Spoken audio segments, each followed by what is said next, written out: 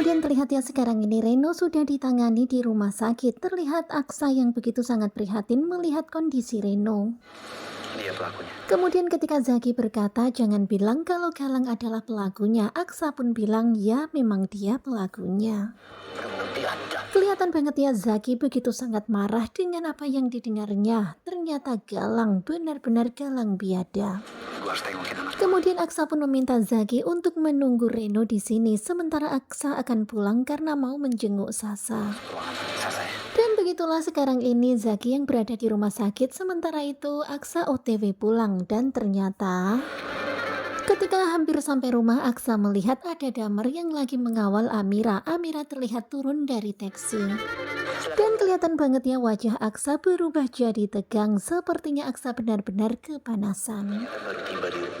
Dan tentu saja Aksa terheran kenapa Amira baru sampai di rumah padahal udah dari tadi pulangnya. Kemudian Aksa pun memperhatikan Damar. Aneh banget ya sikapnya Damar, senyum-senyum begitu. Sudah masuk rumah. Kemudian terlihat Amira sekarang ini sudah masuk rumah dan kemudian Damar pun berlalu pergi. Aksa begitu sangat cemburu. Senyum itu sepertinya. Karena Aksa melihat senyuman Damar itu nggak seperti senyuman orang-orang pada biasanya, seperti ada sesuatu. Aku sebagai suami merasa cemburu. Dan begitulah sekarang ini rasa cemburu. Bukan Reno. Kemudian ketika di dalam rumah, Aksa dan Amira pun kemudian saling bercerita. Aksa bercerita tentang Reno. Sama Galang. Dan betapa kagetnya Amira ketika mendengar itu Reno dicelakai sama Galang. Sangat buruk.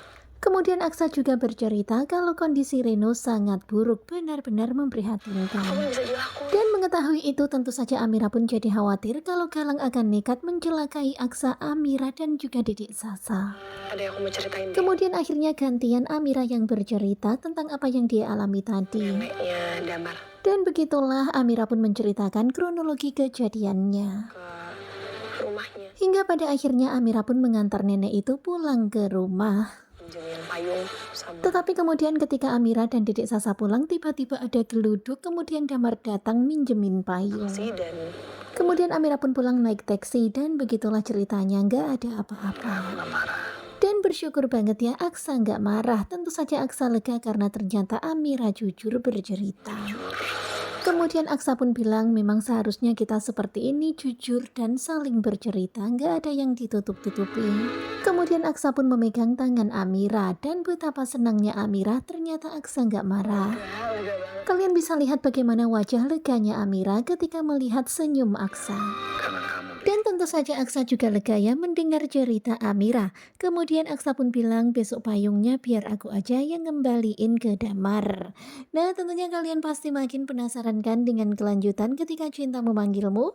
Dan memang rasa cemburu itu ada ya, tetapi Aksa memendamnya di dalam hati. Tetapi sekarang udah mulai lega karena Amira bercerita dan jujur tentang apa yang terjadi. Dan sepertinya memang Amira nggak ada rasa ya, Damar aja yang sepertinya terlalu berlebihan dan seperti menaruh rasa. Nah bagaimanakah kelanjutannya? Sepertinya bakalan semakin seru. Pokoknya stay tune terus aja bersama dengan Gugu Juba. Terima kasih buat kalian yang sudah selalu setia dan jangan lupa nantikan video selanjutnya. Terima kasih dan bye-bye.